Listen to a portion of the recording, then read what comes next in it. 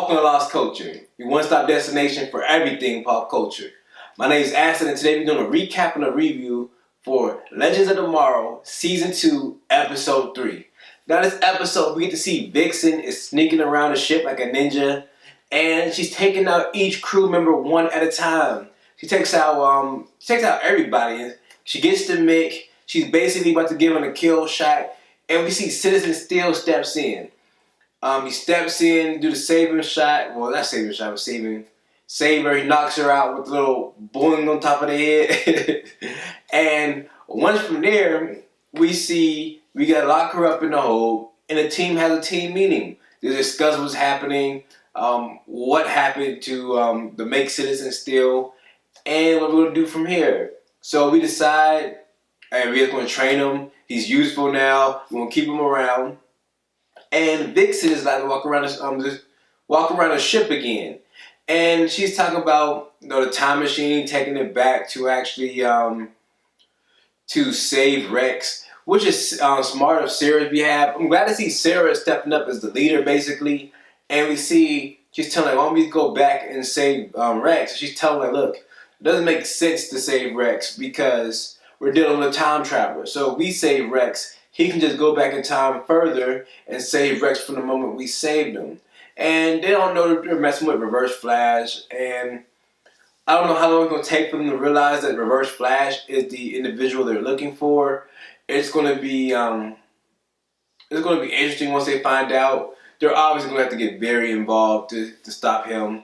But speaking of Barry, we see when Jackson's repairing the ship and everything, from when Ray and Citizen Steel were training, we see that there's an extra compartment hidden on the ship that no one knows about. Jackson knows every area of the ship, and he's the one who basically realized there was a 36 compartment, and they go in there. It's like an arms room / comms room. I don't know what else is in there. And we see he has the uplink from Barry. I didn't get a chance to read all the other names. The first, obviously the only name that really stuck out to me was Barry. We get the message from Barry. And Barry seems obviously he's a lot older because it's 40 years, and so it'd be around 60 in the future that they're going around. And well, 65 probably, around 65. Real senior citizen. Impulse should be alive. Blue Beetle. I don't know if that's what they're going towards. If you know anything about the Young Justice storyline, Blue Beetle sends Impulse back into the past, basically to stop the world from being destroyed. I don't know if that's the storyline they're going with. We have been getting a lot of Young Justice characters plugged into the series as of late, so maybe they're going with that.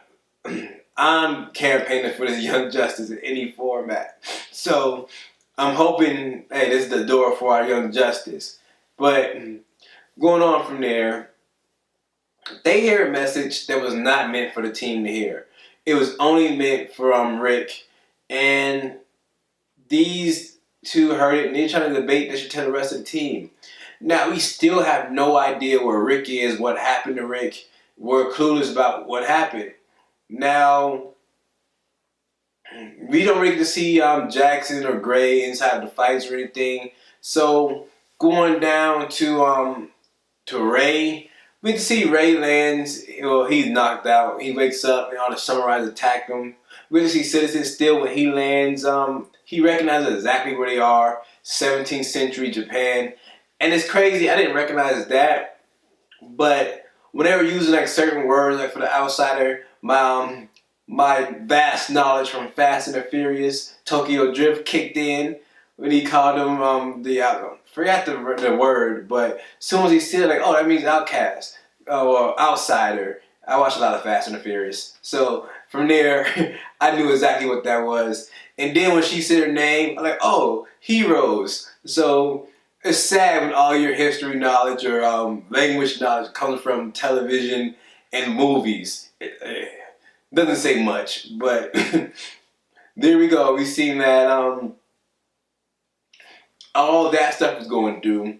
We see, I'm sorry, I'm a little sick right now, but we see that Ray basically kidnapped. He get his suit stripped from him, and the Emperor is the Shogun. I'm sorry, the Shogun is actually going to actually has his armor, and Ray basically tells him like, look, he can use my suit because I made it so easy that an idiot can use it, and that's when Mick takes his jab.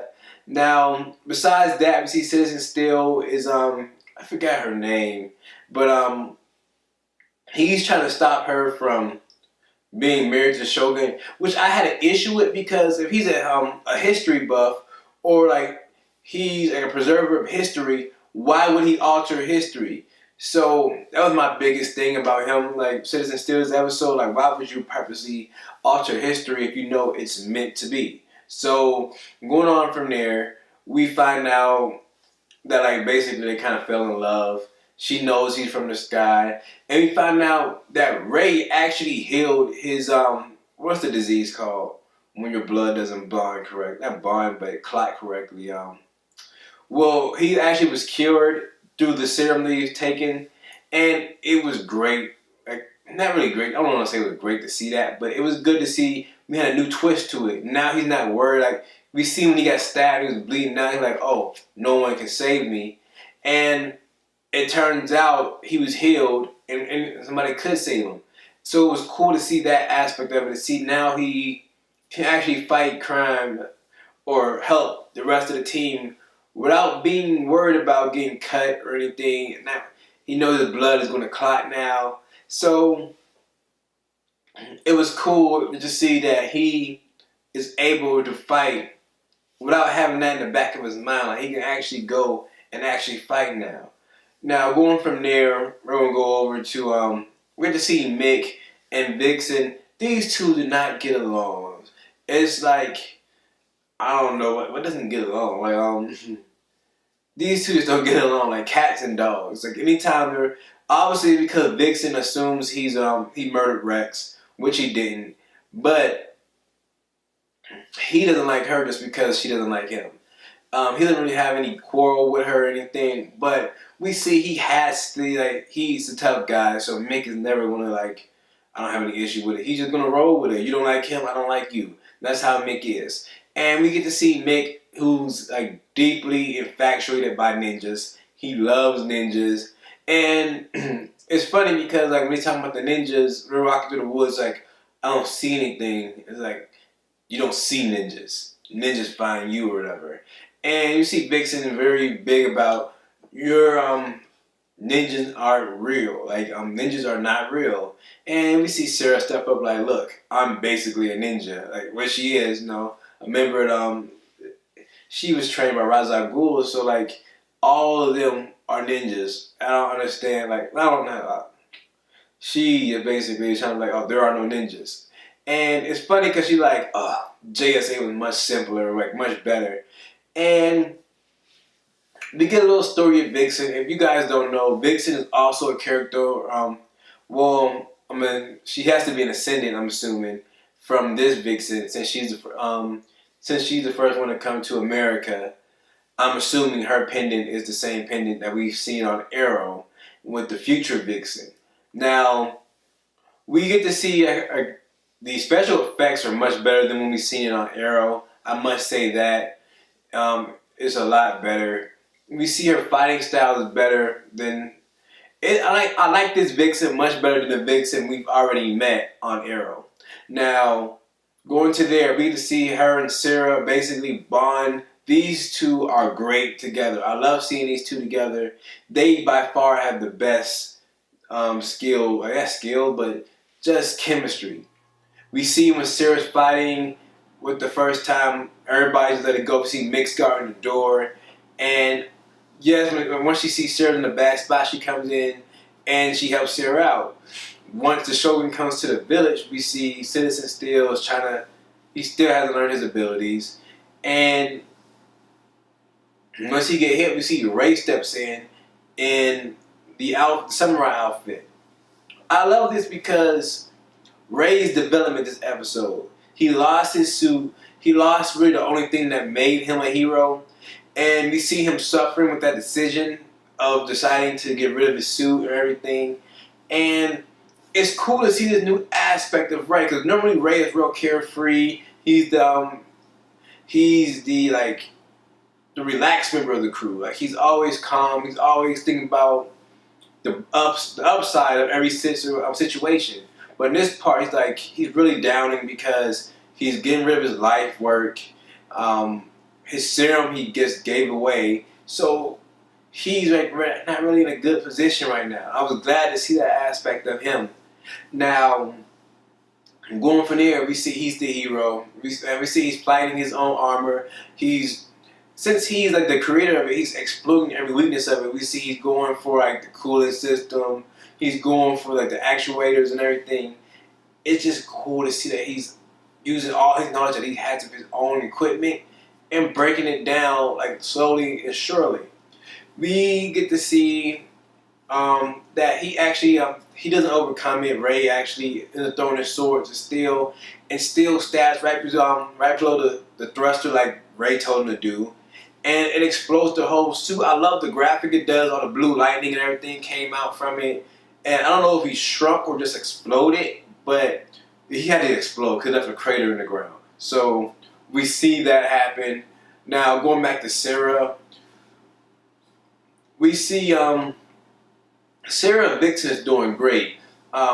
Ray is in the not Ray, but Mick is in the woods. He's trying to make it back to them.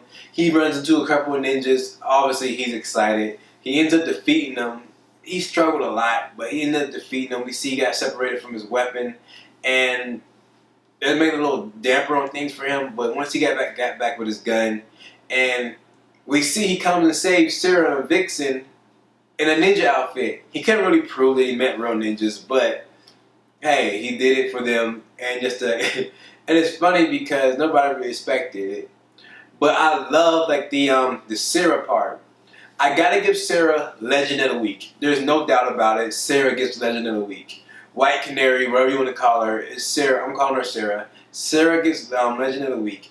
I love how they did the I don't know how I can explain it. Like that little effect they just did is very like reminiscent of like samurai movies. You watch anime and everything. They always had that one scene where you see two characters charge to each other, and you don't know who actually won the fight until you see like one person start bleeding or a body part fall off. Obviously, they couldn't really do the body part, but hey. And we see Sarah, they did clash swords, but when she went in to clash, she also cut his throat with a dagger in her hand, which was great to see. It is something she would do. Very very smart on her behalf. I love to see her smarts come out. So Sarah is getting Legend of the Week just for that fight and just for taking charge of the team in their time of need. Now we see that Sarah and Vixen are actually like their fight scenes are. I love seeing these two fight together. I can't harp on that enough. After this fight is done, we see Vixen actually approaches Mick while he's like eating. Mick loves sandwiches. Like I can't eat sandwiches as much as he do. Like twice in one day we seen him eating sandwiches. Maybe I got burnt out. Like I was in school, I used to pack lunches and I used to always have a sandwich. So maybe that's why I don't like sandwiches now. But hey, we see he loves sandwiches, and we see Vixen basically throws a samurai star. I don't know if she was saying she was a samurai or it was, well, yeah, she was saying she was a samurai. I don't know why she was saying samurai, well, not samurai, but ninjas weren't real if she is a ninja. But that's really it from this episode. Like, we don't have much. Obviously, we get to see Reverse Flash. Obviously, we get to hear Barry's Future Barry voice. Are we going to see Future Barry?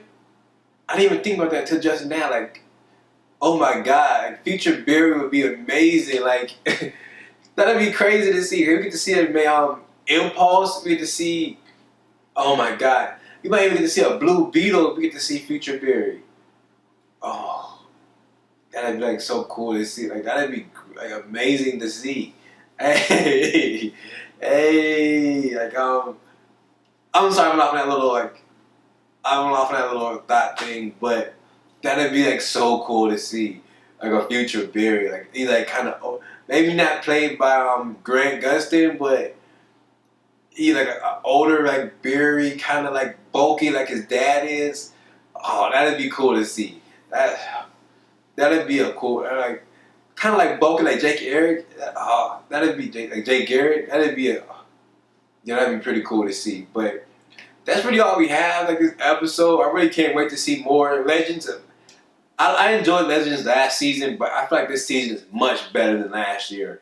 And I actually feel like that about most of most of the DC shows. Only show that kept their momentum is like obviously Flash has been great. We haven't had any downs for it yet. But Supergirl was very like cliche last year. That does a lot better this season. We have Arrow rising itself from the from the ashes. We get to see him doing great. And now even Legends has improved. So this is a great, like, basically this year for DC is doing great as far as television goes. And thank you guys for tuning in. It's like, you can follow, to keep up to date, you can stay tune into our Twitter or tune into go to our Twitter account, our Instagram account. All the links are on our page. You can just click the Instagram picture, take us right to our Instagram. Or you can just go to our Facebook. Our Facebook has everything up to date. And thank you guys for tuning in. As always, my name's Aston. You can find me on Instagram at Saint_Aston. And as always, stay lost.